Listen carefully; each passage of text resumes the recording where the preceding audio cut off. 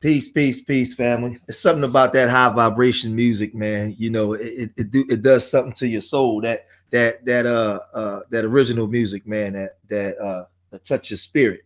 You know, that music that it doesn't take you into your lower self. You know, it pushes you into your higher self. You know, that good vibration music, man. We need to hear more of this type of music that push you in that revolutionary spirit. It push you in that spirit of unification and unifying your people. Here comes trouble. Here comes the danger sent by the Savior. You know, it puts men in that revolutionary spirit and thinking like leaders. You know, getting this revolution started, man. You know, on many different levels. We need more music like this instead of music about us killing each other and slapping our women and how many bitches you can fuck and all that oh man, I'm not supposed to be cussing. I'm sorry. How many girls you can have? How many girls you can have sex with, and all that kind of stuff. So we need to implement more music like this. Yesterday we did the part 6 of the history of African American inventors. And I was going to actually wait to Wednesday to come with part 7, but I was sitting in the crib chilling. And I was getting antsy. I just couldn't wait because I got so much, so many of them. I said, man, I'm sitting here, I ain't doing nothing, man. Looking at the TV looking back at me. I might as well go live, and just keep feeding the people this information, man. But I can't cuss on these. On these live streams now because a lot of this information now is going to start being for the kids. So I got to watch what I say. Watch how I deliver the message. I hope my brother Moses get the link and come in. I hope he can actually come in and join me. Hold on, let me reset him the link actually, because I know Richie probably fell asleep on me. He over there in London. They like a 5 hour difference from us here.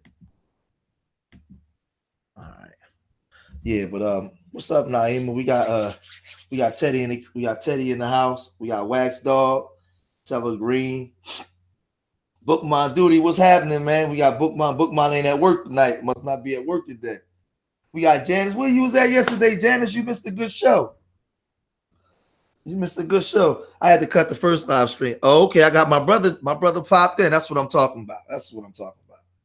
We got Brandon L. What's up, Brandon L? Yeah, so we're gonna get at it today. We're gonna carry on where we left off yesterday. We got the brother today that discovered the first refrigerator. We got a lot of, man. I got some people, man, and there's some other stuff, some other people that I wanted to actually bring, but I gotta research more information on them because there's a lot of things that you see in your everyday. He said your second day off. What's up, Black Male? Black Male Economic Empowerment. It's a lot of things that when you guys are walking down the street, or if you're inside an office building and you look up and you see the sprinklers, you see babies being pushed in a reversible double stroller. Like you don't even know that Black people created this stuff. Like this was all us. Like if there's a fire in a building and the sprinkler systems go off, that's created by a Black man. When you want to water your lawn and they use the sprinkler system, that's all us. You see these strollers, the lawn mowers. Man, listen. What's up, Moses? You ready to rock and roll, man? Hold on, let me get everything. You there, Moses? Yeah, I'm here, but I gotta catch the restream. Okay. Yes, sir. Yeah. All right. Yeah. So what I'm gonna do, I'm gonna share the screen. We're gonna get right to it because I'm not gonna be here all night. It's gonna be kind of quick today. Let's just get into it.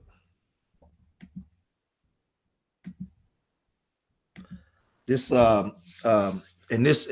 well, what I want to tell the family is actually me and Q Butter's gonna be linking up, and we're gonna be doing live streams with the children on African American inventors, African American history.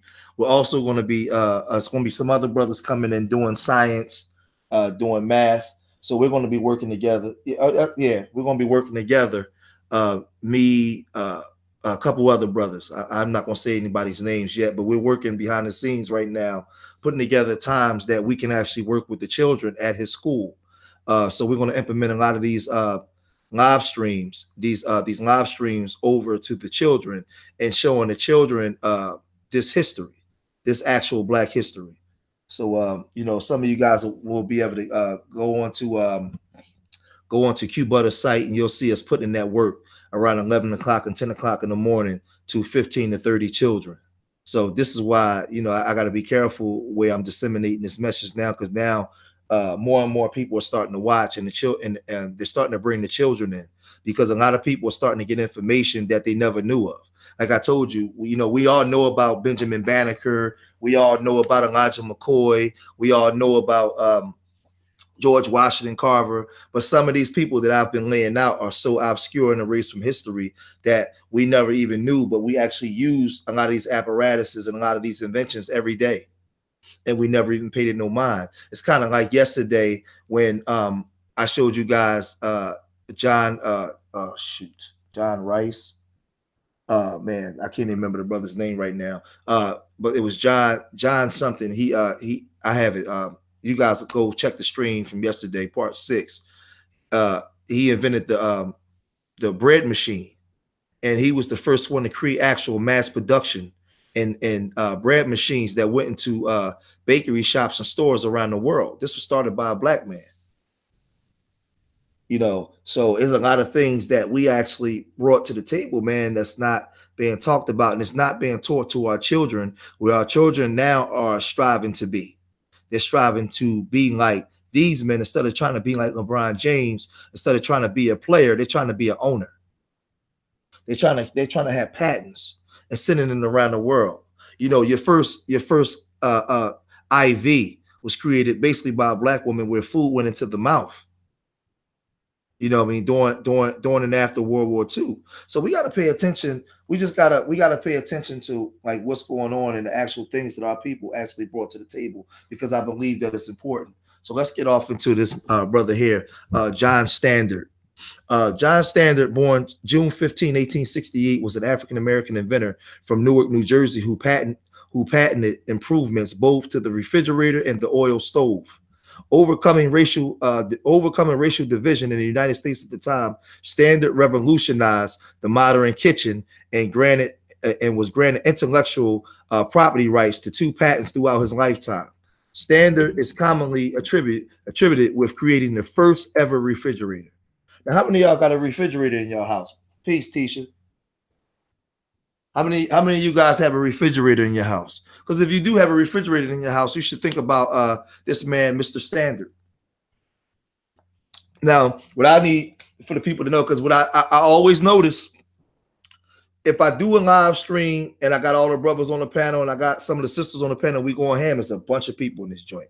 I'm trying to tell you, that's why I love my people more. They hate themselves, man. But I got to get to a place where I'm willing to work with the people that want improvement, that want self-improvement, because a lot of our people don't. I think it's a disgrace that we complain about white supremacy and we complain about what the white man is doing, but when you got actual brothers out here that's trying to put the work in, because see, I don't do this just for you guys. I do it for your children. I do this so all you guys that's watching, when you share it, you can share it to your children. You can show it to your sons and daughters. But look at the numbers we get. Look at the numbers we get to tune into this. But then you'll see 1,000 streams. You'll see 1,000 streams of people complaining about what the white man is doing and what they ain't doing. But we're not interested in knowing our greatness and our history. And that's a shame. You should have a refrigerator in your home, folks. Right. So Standard is commonly attributed with creating the first ever refrigerator, but the patent was issued on June 14, 1891 for his invention. U.S. patent 455,891 was a utility patent, which is only issued for an improvement on the existing patent.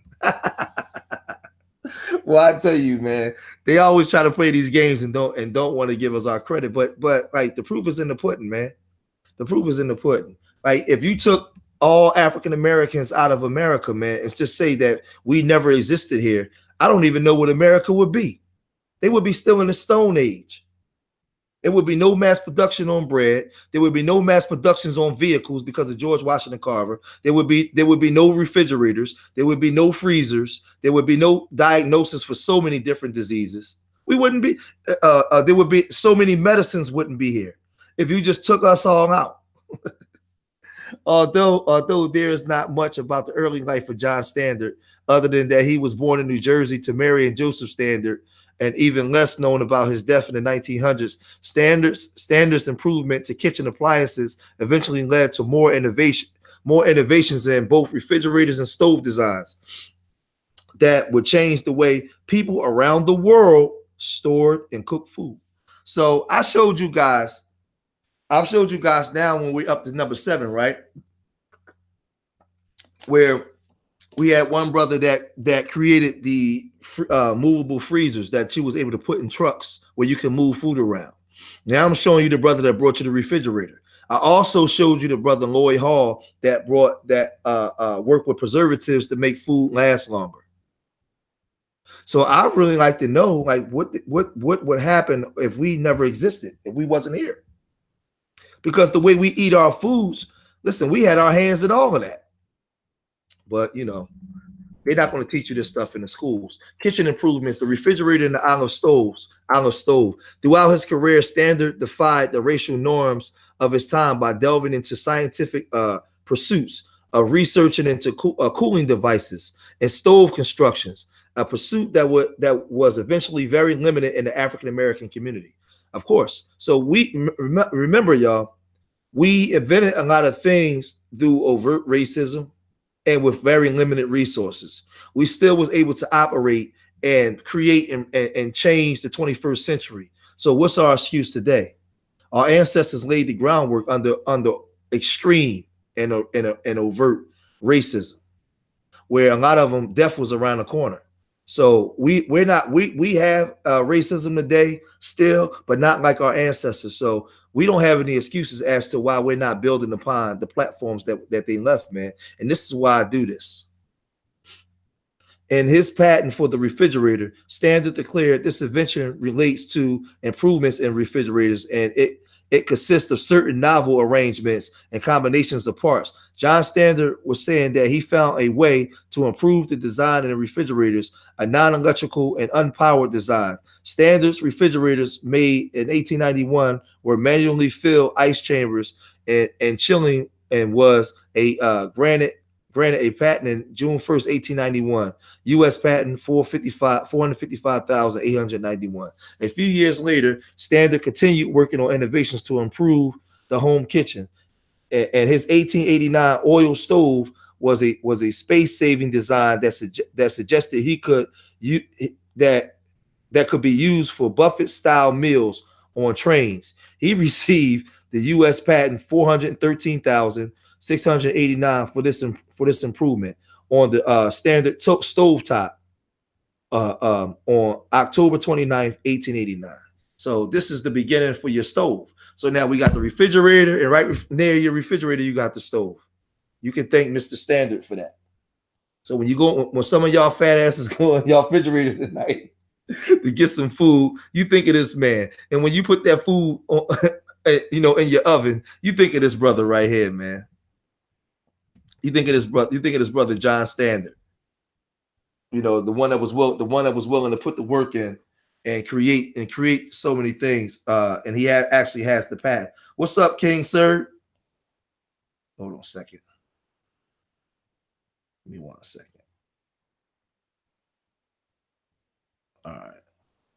Yeah, let me put this back real quick. Yeah, think of John Standard. I mean, he was at the beginning before, now they have all these innovations on refrigerators and stoves, but this man was at the beginning. Like, he gave the idea that we began to take that corporations and people begin to take to that next level. So understand your greatness and where we come from. Let's move on down the line.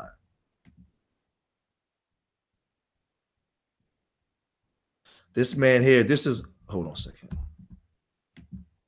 This is Joseph N. Jackson. He invented the remote control. Or this, okay.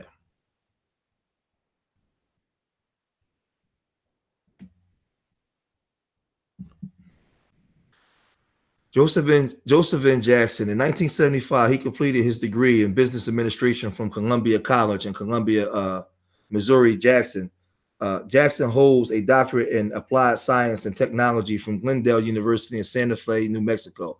He holds a doctorate in applied science and technology in Glendale University in Santa Fe, New Mexico.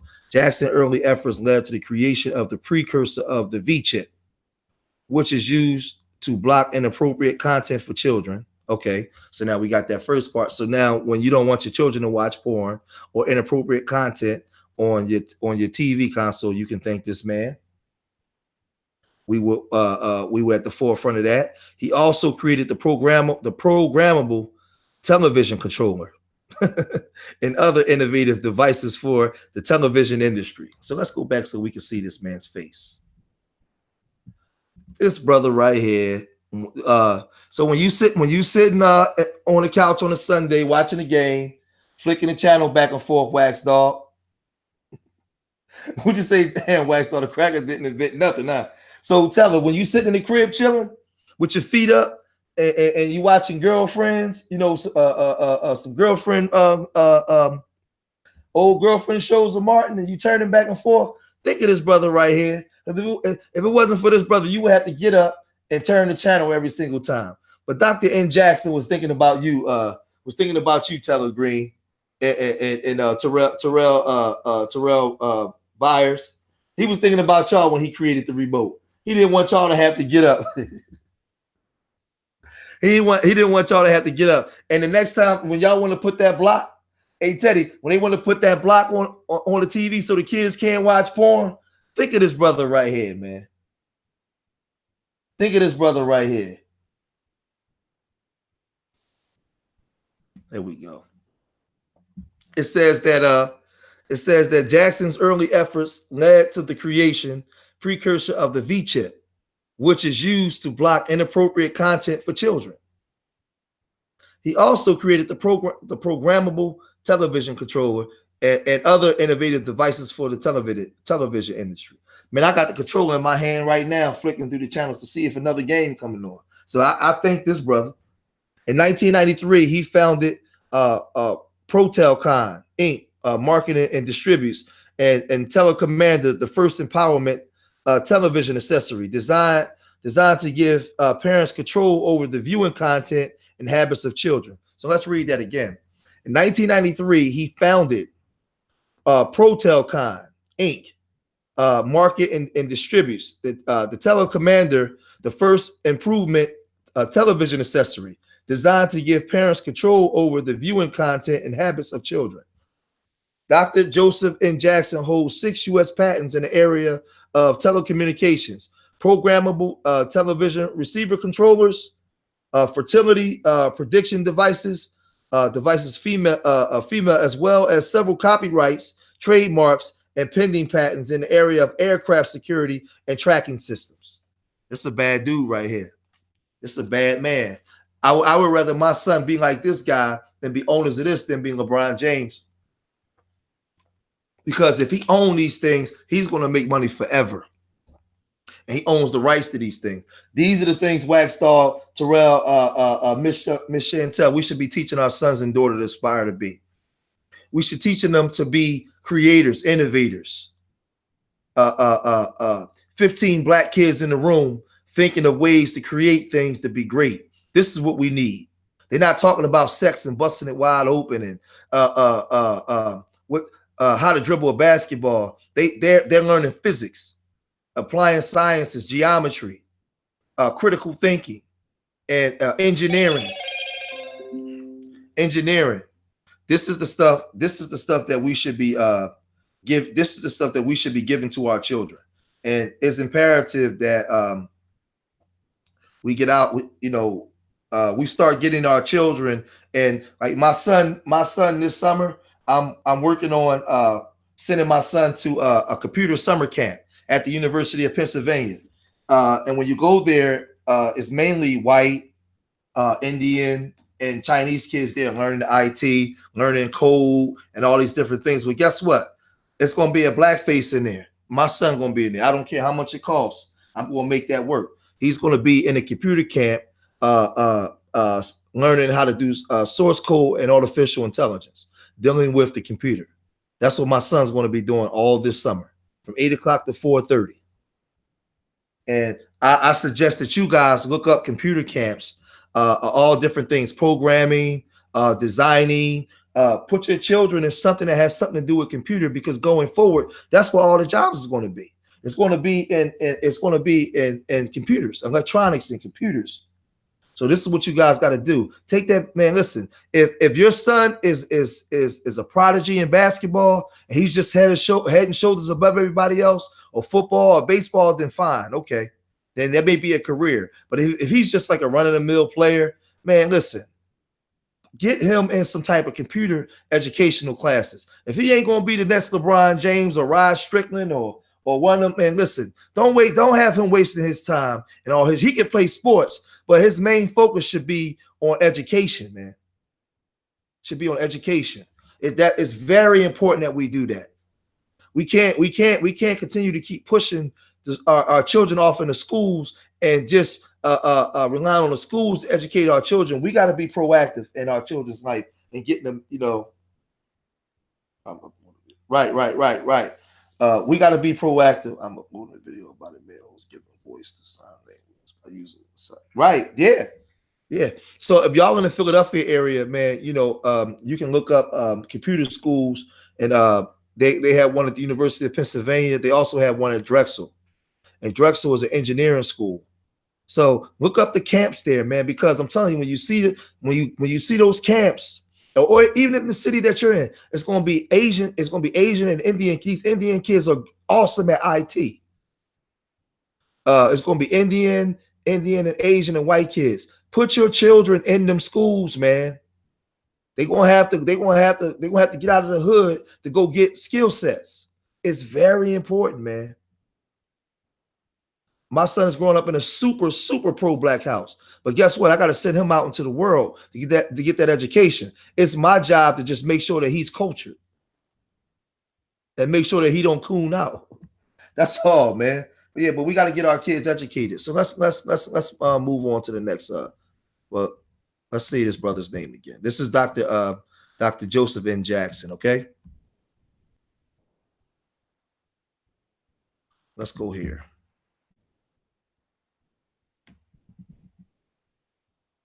This is this is Miss Alice H. Parker. She was born in 1895.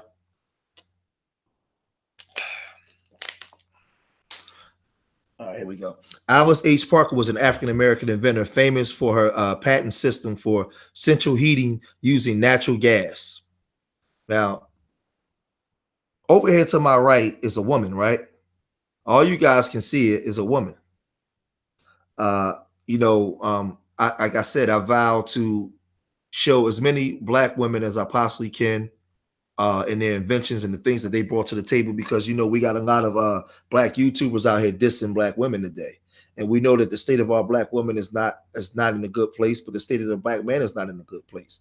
But the black man and black woman has collectively contributed to inventions that's moved this 21st century. So we got to get out of that BS on talking down to our women. I'm not having that. I don't care how messed up some of our women may be. You're not going to talk down to our women. So our women brought a lot of things to the table. A lot of these people talking shit. I mean, it's the wintertime talking trash right now. It's cold as crap outside. If it wasn't for this woman's mind and her innovative way of thinking. So this is what we got to do, man. Alice Parker was an African-American inventor famous for her patent systems of central heating using natural gas. In the 1920s, using natural gas to power a heating furnace was a revolutionary idea that conserved energy and paved the way for central heating systems we all have. Come on, man. See, this is what I'm saying, man. Like, listen, this is a mom, a nurturer, figuring out ways to support and put her children in the most comfortable way she could put it. So she just sit and just start brainstorming and thinking up a way, and voila, pop. When she made this, she probably wasn't thinking that she created something that was going to go global and worldwide. That would be a system that we use today. All she was doing was trying to heat up her home so the babies could be warm. That's all she was doing. And this is why we got to get black women back into these labs and back into studying physics and sciences, because some of these inventions I showed, some of the best inventions came from the women. I showed y'all Patricia Boff. I showed y'all the woman that created the computers for the fighter jets. I showed y'all the woman that created the synthetic oxygen for you to be able to breathe inside submarines. I mean, I can go on and on of the things I showed y'all that the women brought to the table, man. The innovation of these women, man.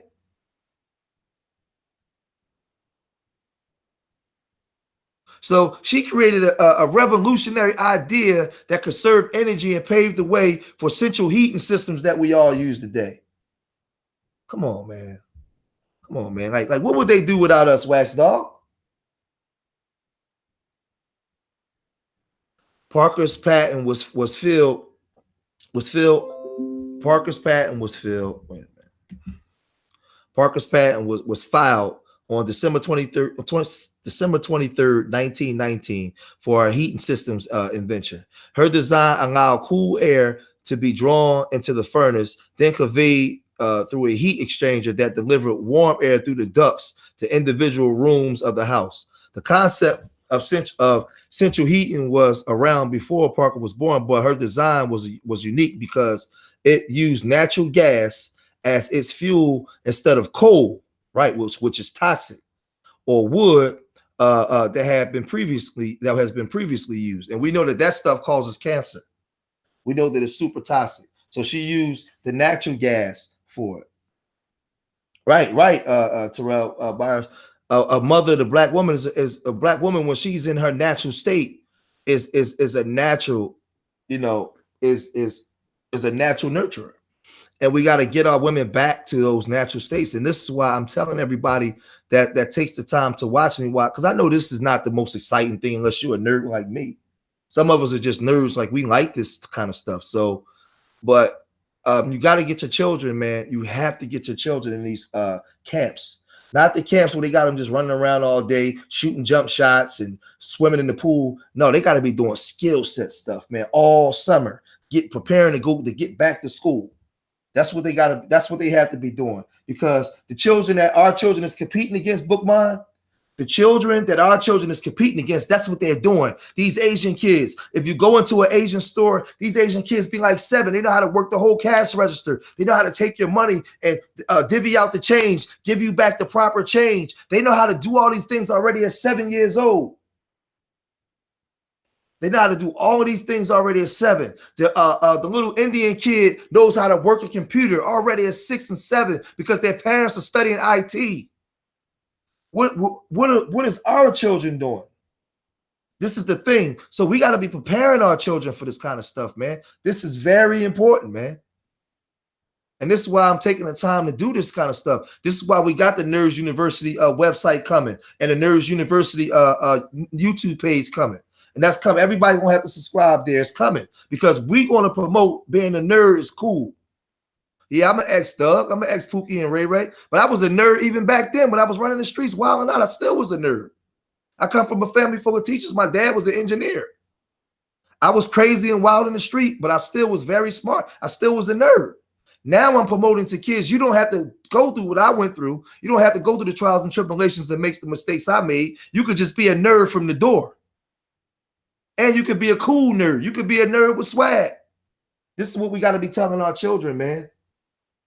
2019, 2020, and forever, man. This is what we got to be telling our children. Philadelphia, DC, all these murder capitals, they should be something of the past. Things of the past. We shouldn't be averaging 300 and 400 homicides in our cities because our children, we should be raising nerds. I need black women to tell your sons they're great, they're kings, they're rulers.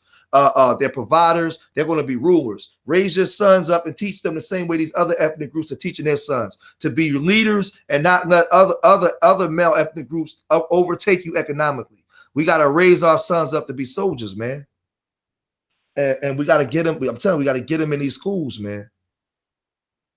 This is important. I know I'm rambling and I'm going on and on and on, but I need you guys to understand just how important it is, man. We had 367 homicides last year in Philadelphia, 1,800 shot.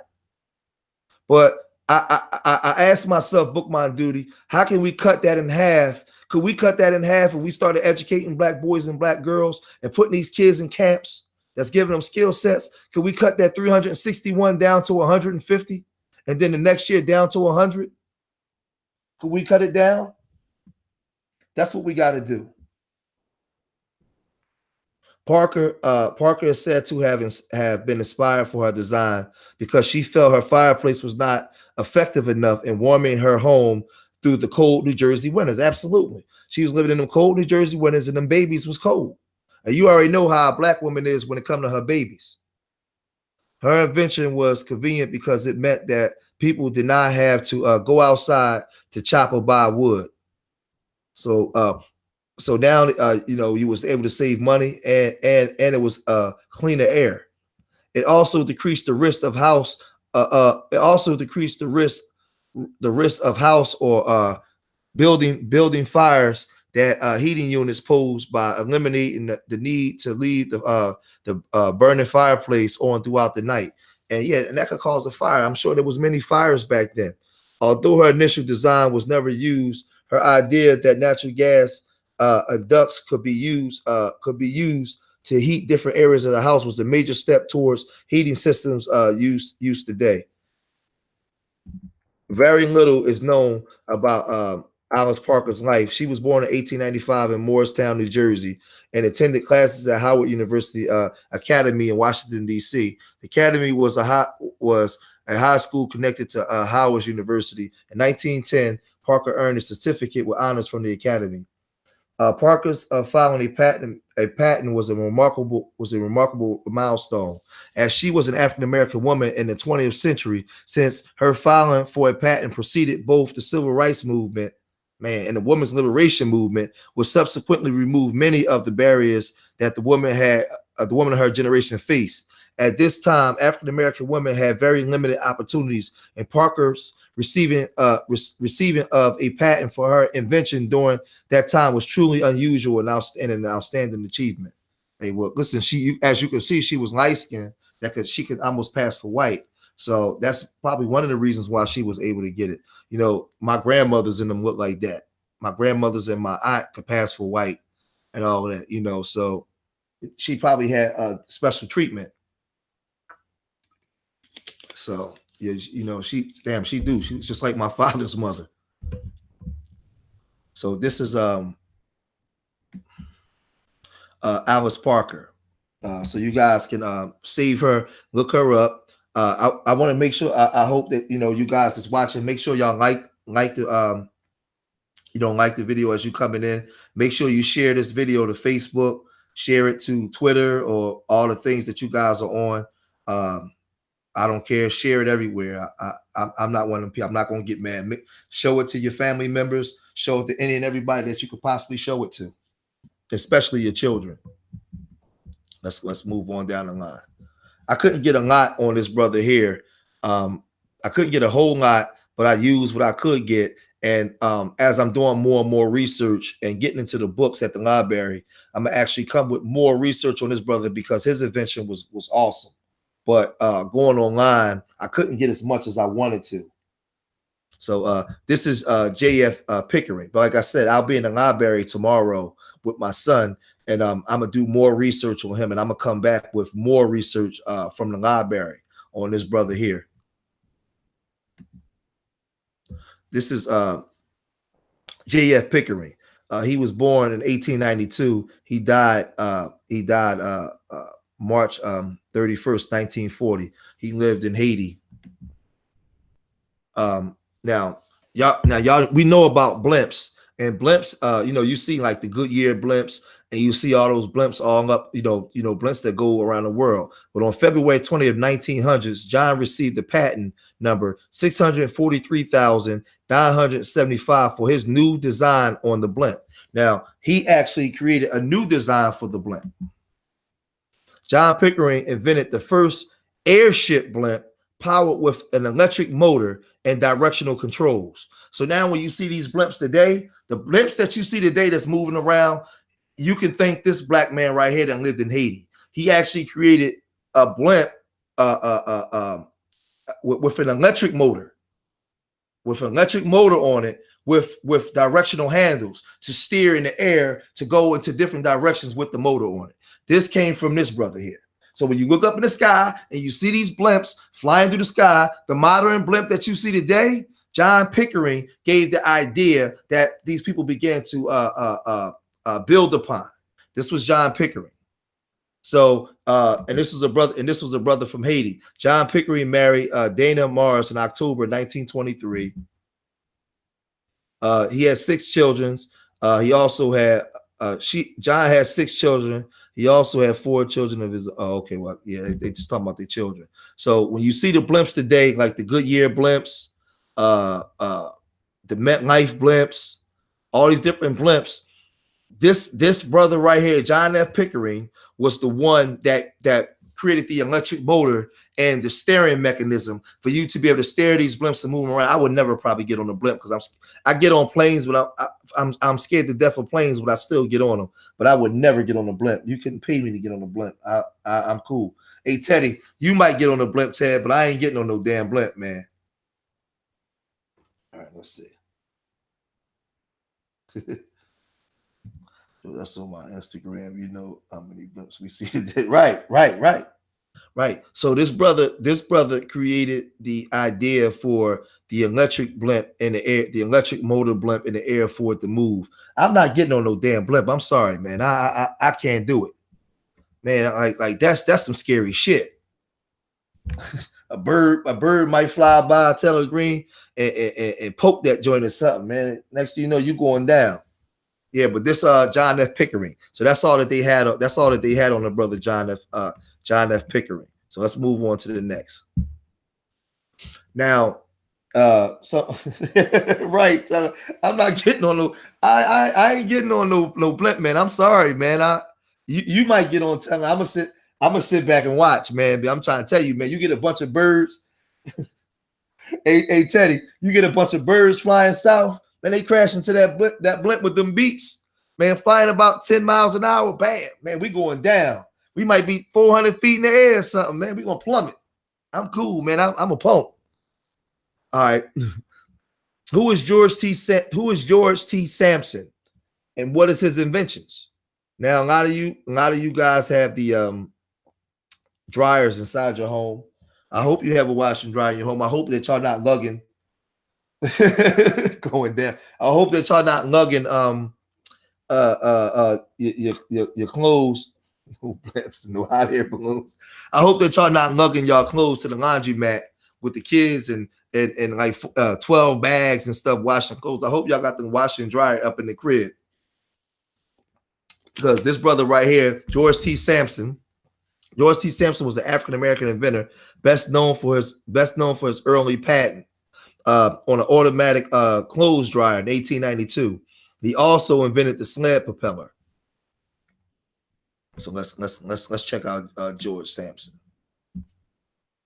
Samson came from Dayton, Ohio. His clothes dryer, U.S. patent 476,416, was a frame that suspended clothes above a stove so it dried more quickly. Prior to Samson's invention, clothes dryers were being invented in England and France in the form of ventilators, which were essentially barrels with holes in them.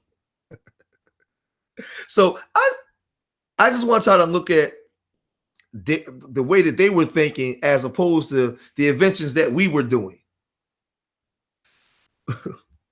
All right. The barrels would be turned. The barrels would be turned by hand over the fire. Samson's invention was also a ventilator, but it eliminated the need for an open flame and used frames instead of a barrel. George T. Samson is credited with paving the way to more modern clothes dryers. Electric clothes dryers did not appear until 1915, and the Hamilton Manufacturing Company produced the first fully electric dryer in 1938. Samson's other known patent for a sled propeller, 312,388, was filed in 1885 and involved attaching a propeller device to a tricycle. The wheels were replaced with runners, so it would function in the snow. People occupying the sled will operate the propeller with their feet using paddles. The diagrams for this and Samson's other patent are still on file with the U.S. Patent Office today. So this is George T. Samson. He gave the idea for the modern use of what you will see with dryers today. His ideas was the one that you would be able to see it and say, damn, he created this, and then you can go build upon it. And the reason why I'm showing these type of things, because we need Tisha, Water Sniper, Teller Green. I need your children to be able to go into these labs and see some of the inventions and say, okay, I like this invention, but I could be innovative in 2020. I can build upon this invention and make it better, to take it into the future. We need Water Sniper. We need your son to be the next inventor going into the future. Right. You're welcome, brother. We need Harry M. We need your daughter. We need your daughter to go in there and see the new dryers today and say, okay, these new dryers are nice, but we're going into the future. I got a different idea. How about we do the dryers this way now? How about it not be the Chinese person? How about it not be the Indian boy? How about it be one of somebody's children that's in the chat room right now? Years from now, your 10-year-old at 20 has created something because we put them in a position to be able to be creators. This is the way we got to start thinking. So George T. Samson, man, he gave the ideas for the sled propeller, and he also gave the idea for your for what you see your modern day dryers today. Let's move down the line. We almost done because we ain't gonna be here all night. Some of y'all got to get up and go to work in the morning. This is John Burr. He actually didn't invent the actual lawn mower. We're going to show you what he did with the lawn mower and how he was innovative with the lawn mower. And this proves my point, because the lawn mower could already have been invented, but then Water Sniper's son can go and grab that lawn mower and make the lawn mower 20 times or 100 times better than what it is going forward, because he's exposed to engineering. And now he has a mindset to make this lawnmower better.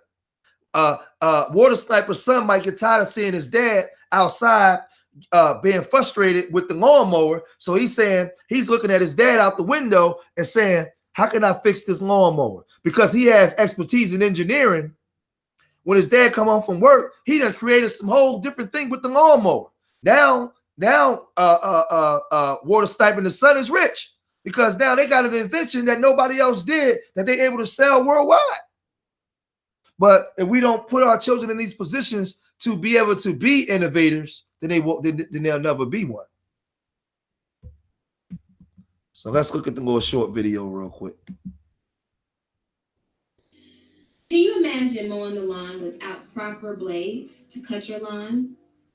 Well, on May the 9th, 1899, John Albert Burr patented an improved rotary blade for lawnmowers. Burr designed a lawnmower with traction wheels and a rotary blade. He used these designs to make it easier for the lawnmower to cut the grass and to prevent the lawnmower from getting plugged with clippings from the lawn. John Albert Burr also improved the lawnmower by making it possible to mow closer to wall edges and buildings.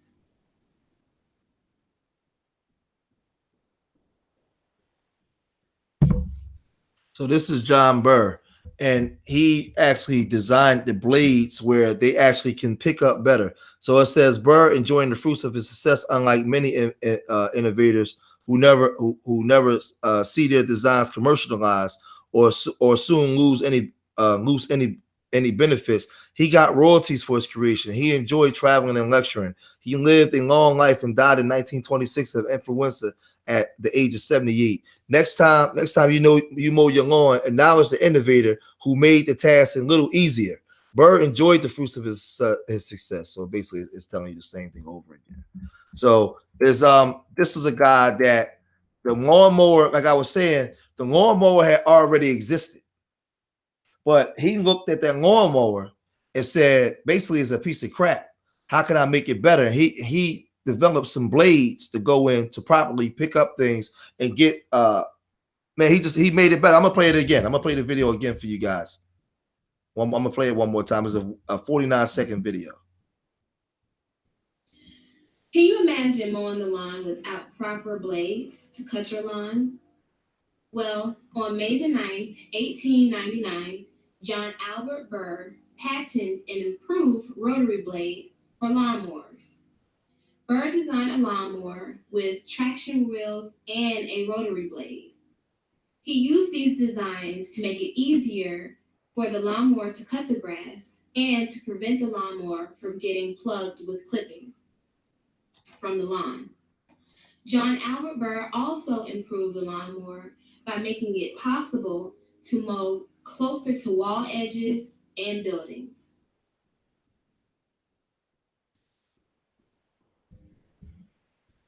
It's funny how everything I'm showing you on all these innovations and inventions that's moving the times today, we had our hand in it, Janice. The black man and black woman had their hand in it. Like we were there, like we was on top of it all. You know, so we have to, man, look, we have to be, what'd you say? Your ass is grass. I'm the lawnmower. My brother John Burr made that. Your ass is grass. So someday I will meet you. Come to Philly for an old doom. Yeah, absolutely. You from New York? You right up the street, Harry M. I got a surprise for you on what I'm about to show, though. On what I'm about to show. Hold on, let's see. Because you were saying that your family was Garrett Morgan. Harry M. Your folks. I want to get we know that he created the traffic light, but a lot of people didn't know that this genius right here, this genius man, actually created the gas mask too. A lot of people, I didn't even know that. But you know, he's a Leo like me, born July 27th. So I know he was a genius like me. His birthday 3 days before mine. If he's born in July 27th, then he had to be a genius. Yeah, Garrett Morgan blazed a trail for African American inventors. Yeah, he blazed a trail for African American inventors with his patents, including those for a straightening product and breathing device, and revamped sewing machines and improved traffic signals. With only an elementary school education, Garrett Morgan, born in Kentucky on March 4th, 1877, began his career as a sewing machine mechanic. He went on to patent several inventions, including an improved sewing machine and several traffic signals, a hair straightening product, and a respiratory device that would later provide the blueprint for World War I gas masks. The inventor died on July 27, 1963 in Cleveland, Ohio. I don't think that you guys understand how important the gas mask is. Like gas mask is something used worldwide, especially if you're in refineries, coal mines, and places like that. They're actually using these things.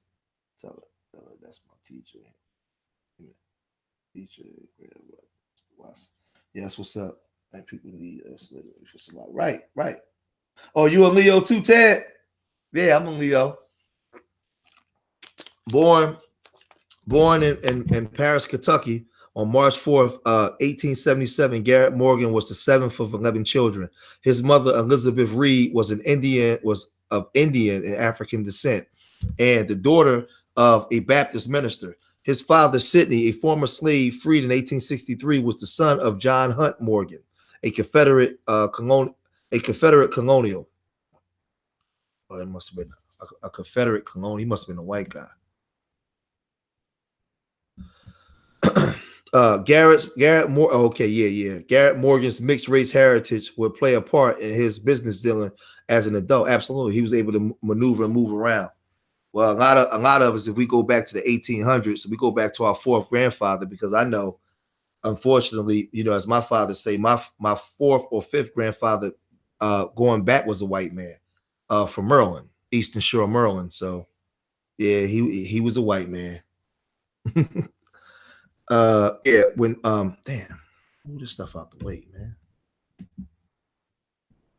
when Morgan was in his mid-teens, he moved to Cincinnati, Ohio, to look for work and found it as a handyman to a wealthy landowner. Although he only completed an elementary school education, Morgan was able to pay for more lessons from a private tutor. But jobs at sewing machine factories were too soon captured his imagination and determined. Man, these got so much stuff popping up on this shit. Hold on.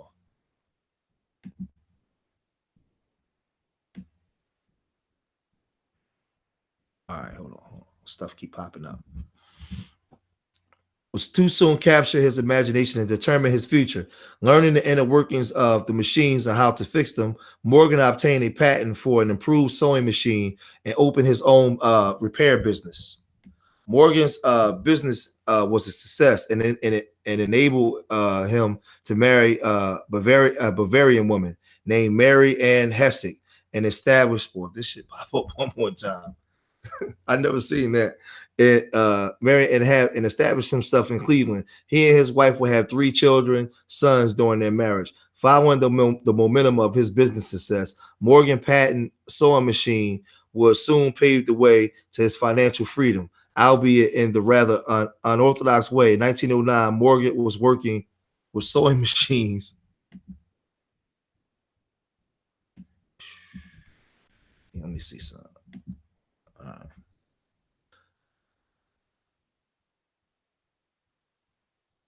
Morgan was working with sewing machines in his newly opened tailor shop, a business he had opened with his wife Mary, who had experience as a seamstress when he encountered wool fabric that had been scorched by the sewing machine.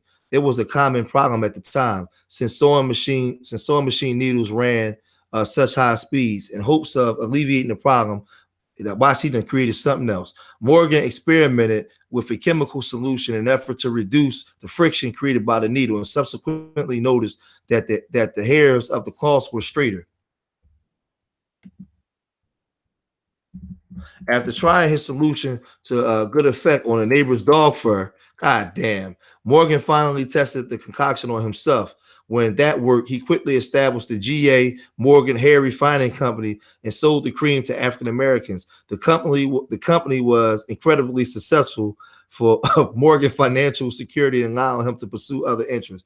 So, are they saying that Garrett Morgan was the one that created that 40s and 50s look when the doo-wop dudes had their hair all slicked down and the Frankie Lyman look, the Little Richard look? Garrett Morgan created that style. Let's see. Let's go down. Breathing device. In 1914, Morgan patented a breathing device or safety hood, providing its wearers with a safer breathing experience in the presence of smoke, gas, and other pollutants. Morgan worked hard to market the device, especially to fire departments, often personally demonstrating its reliability in fires. Morgan's breathing device became a prototype and precursor for the gas masks used during World War I, protecting soldiers from toxic gas and used in warfare. The invention earned him the first prize and the second international exposition of safety and sanitation in New York City. There was some resistance to Morgan's device amongst buyers, particularly in the South, where racial tension remained palpable. Despite achievements in African American rights, in an effort to counteract the resistance to his products, Morgan hired a white actor to pose as the inventor during presentations of his breathing device. Morgan would pose as the inventor's sidekick. Wow. Disguised as a Native American man named Big Chief Mason. Wait a minute. So he posed. It says in efforts to counteract the resistance to his products, Morgan hired a white actor to pose as the inventor during presentations of his breathing device. Morgan would pose as the inventor's sidekick, disguised as a Native American named Big Chief Mason, and wearing his hood into areas otherwise unsafe for breathing. The tactic was successful. Sales of the device were brisk, especially from firefighters and rescue workers. Let's keep on reading. Cleveland tunnel explosion. In 1916, the city of Cleveland was drilling a new tunnel under Lake Erie for fresh water supply. Workers hit a pocket of natural gas, which resulted in a huge explosion and trapped workers underground amidst suffocating noxious fumes and dust. When Morgan heard of the explosion, he and his brother put on breathing devices, made their way to the tunnel, and entered as quickly as possible. The brothers managed to save 2 lives and recover 4 bodies before the rescue efforts were shut down. Despite his horrific efforts, the publicity that Morgan garnered from the incident hurt sales. How? Damn. The public was now fully aware that okay. Listen, look at this, y'all. The public was now fully aware that Morgan was an African American, and many refused to purchase his products. Now, I know, no, this ain't the video for that, because I was going to say something, but I'm not going to say it because this is for the children.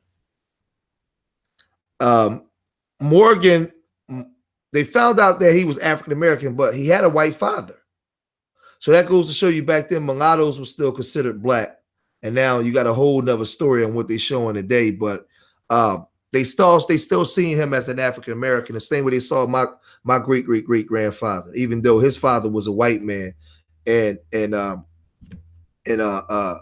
mother was a Native American, and then that child married a slave. So like that's going on in the history of my father's side of the family. So they was all still considered black too, even though that beginning had a white father.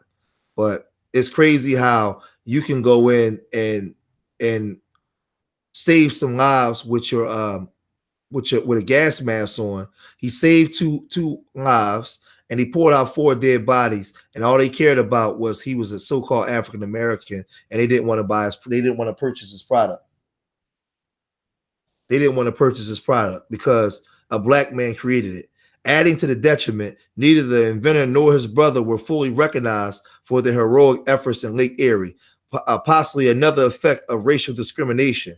Morgan was nominated for the Carnegie Medal for his efforts, but ultimately wasn't chosen to receive the award. Absolutely not. Additionally, some reports the explosion was named. Additionally, some reports of the explosion named others as the rescuers. So let's just get to his later inventions real quick, because they got a whole lot on Brother Garrett. Hold on 1 second, because we got one more after this. 1 second.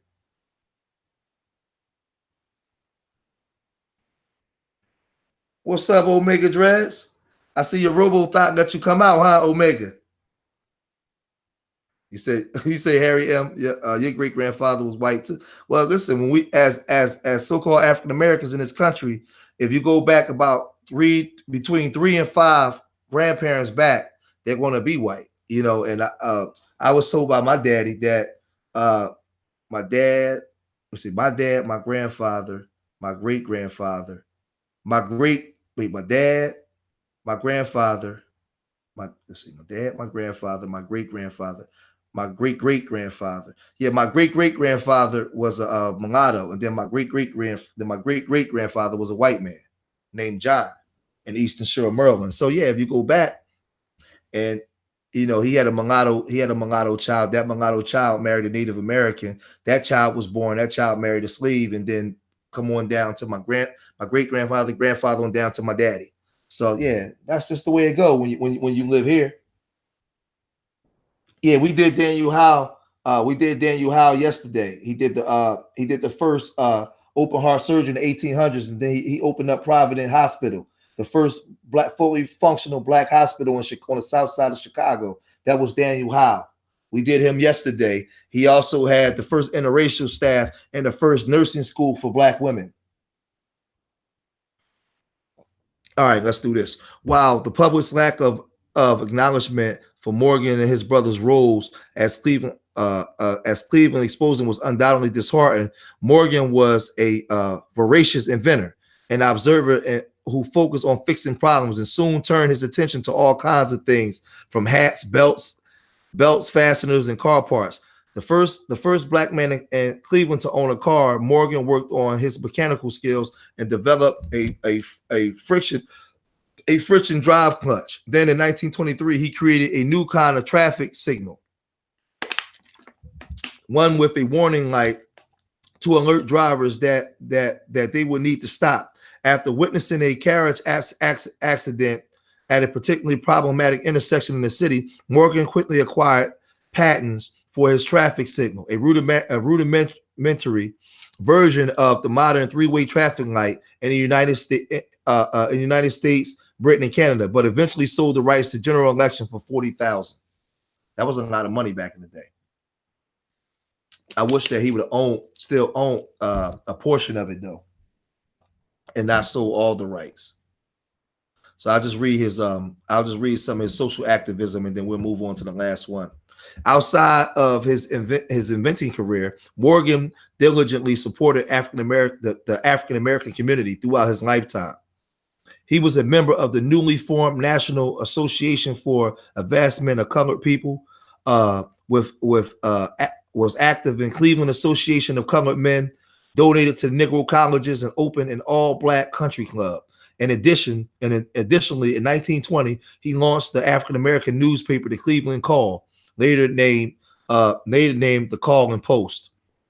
So we know Garrett Morgan was a Superman, and even though his father may have been white, he still gave back to his people and understood who he was. He was under intense racial scrutiny, as we can see. Even with his inventions, even with him saving lives, they still couldn't see past his color. But we honor this great ancestor for his contributions, and I just hope that we can we can do better going forward, and we can take that image of white Jesus down off your wall, off grandma's wall, and put a picture of Garrett Morgan or somebody up there.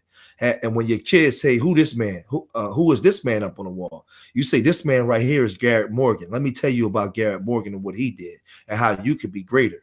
He was innovative and he was creative because he wanted you to be greater than him. And then you should want your children to be greater than you. These are the things that we got to be telling young black boys and young black girls. We need to put images of our superheroes up on the wall. Forget Superman and Aquaman and Iceman. We need images of these great innovators up on our wall throughout the house. This is what we need to be doing. So let's move on to the last one. And that's Garrett Morgan. Let's move on to this brother here.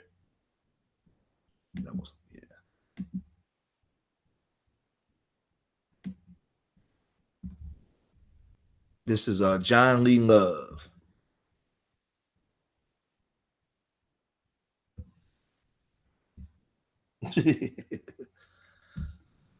All right, let's do this here. Let's go down. All right, hold on. Now, a lot of us was in school, and when our pencil point broke, we had to go look for a pencil sharpener, and we had to go. We went on and we sharpened our pencil. We got our pencil sharpened. And then we went back to writing. Well, John Lee Love was an African American inventor, best known for patenting the portable pencil sharpener known as the Love Sharpener. John Lee Love was a carpenter in Fall Rivers, Massachusetts, who invented several devices. In 1895, Lee patented a lightweight plasterer hawk. In 1887, he patented a portable pencil sharpener known as the Love Sharpener. So when you go to your pencil sharpener, you can think of John Lee Love, the Love Man. He created the Love Sharpener, Naima.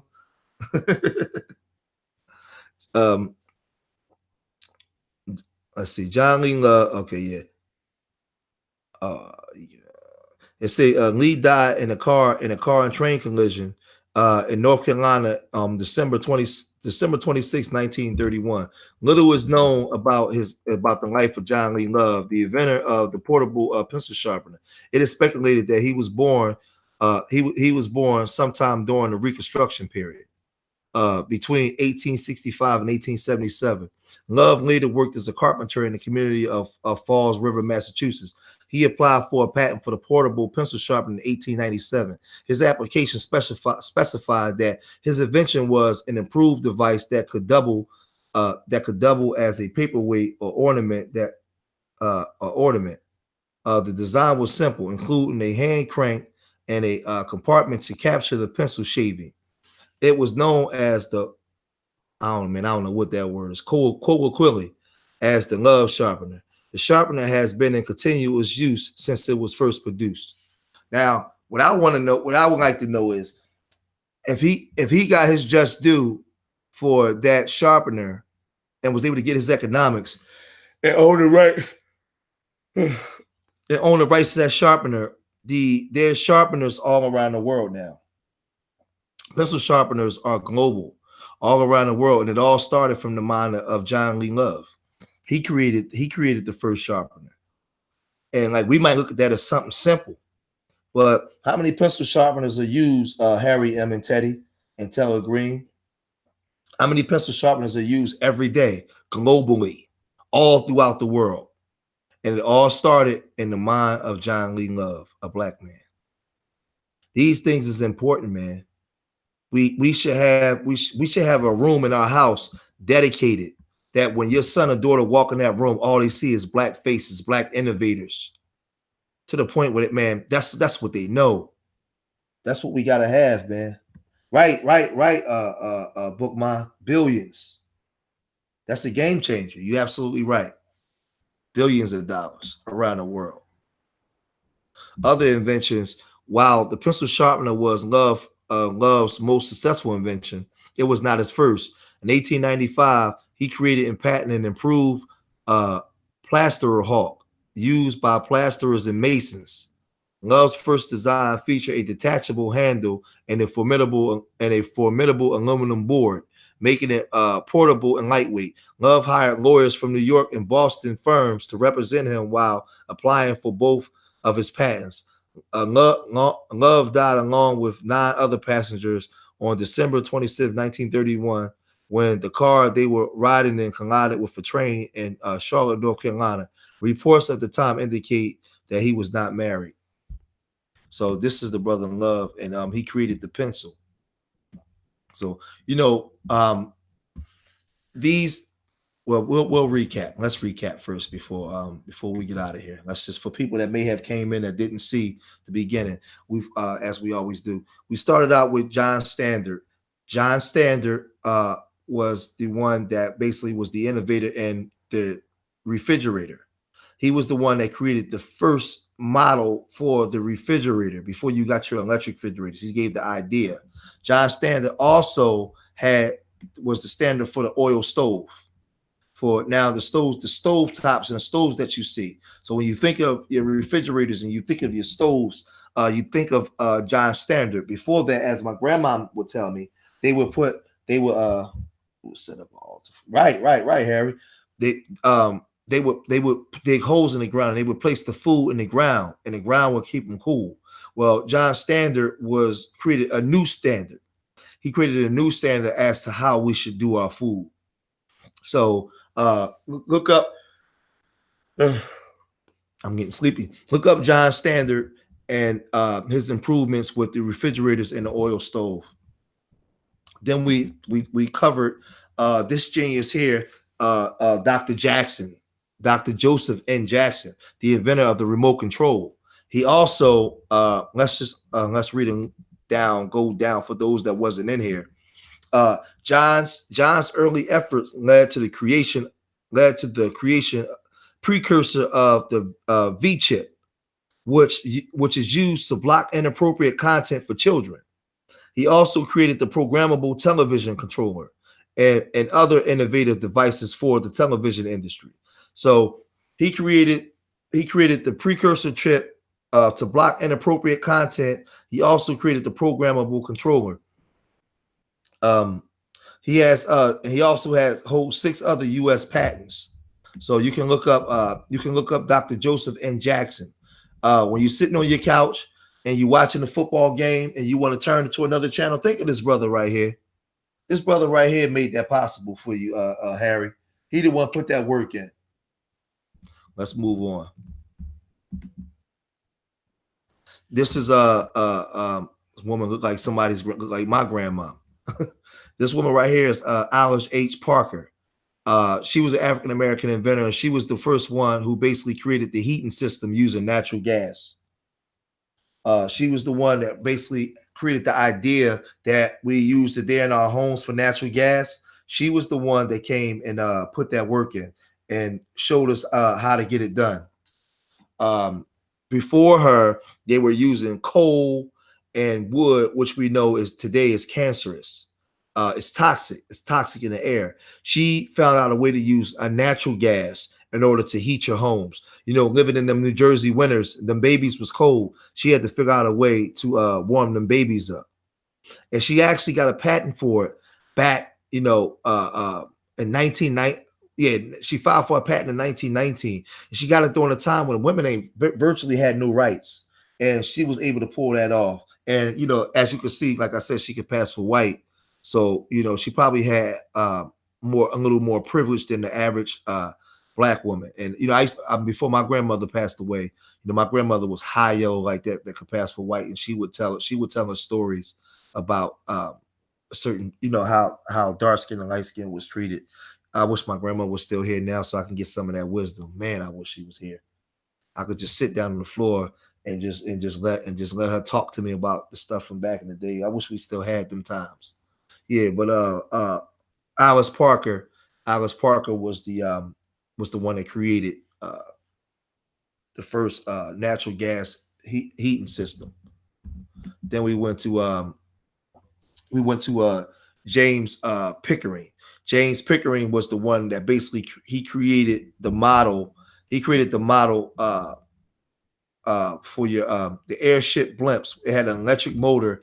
And directional controls. So the Goodyear blimps, the MetLife blimps, the blimps that you see today in full rotation. John F. Pickering was the man that created the electric motor in it with the control mechanisms for you to be able to steer them. So you can when you look at these modern day blimps, you can think of that this brother. What I'm going to do is when I go to the library, I'm going to do more research because I'm definitely going to look this brother up because a lot of times they try to conceal and hide the history. So you got to go to the books and get into the books and get the information out, because I really want to get some good information up on this brother and Dr. Standard, because they try to hide a lot of the information. So you can look up this guy, J.F. Pickering. Then you go to George T. Then we went to George T. Samson. George T. Samson was the brother that created the first model for what we see known as today as the dryers. He was the one that he was the innovator, where before he thought of his idea of the new dryers in Europe, they was using wheelbarrows with fire, and he thought of a different way. A more innovative way without fire. Let's look at his more innovative way.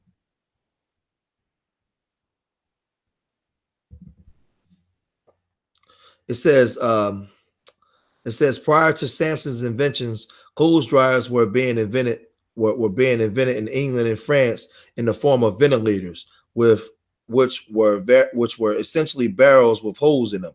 The barrels would be turned by hand over a fire. Samson's invention was a ventilator, but it eliminated the need for an open flame and used frames instead of a barrel. George T. Samson was credited for paving the way to more modern cycle dryers. He also created the propellers. He also created the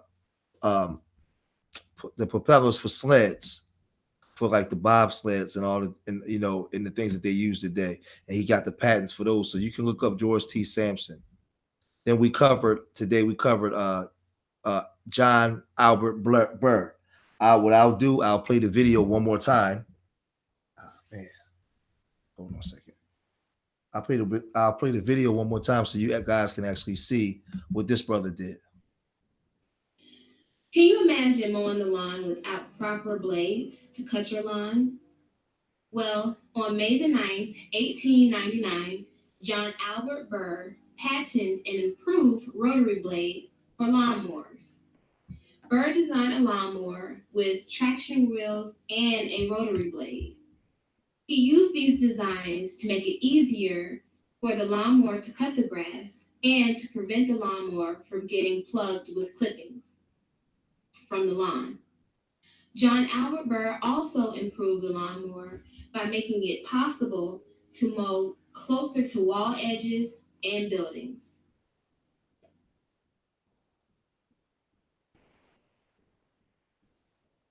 Yeah, you're welcome, JJ Redwood. This is what we this information is very important, man. It's vital that our children get this information.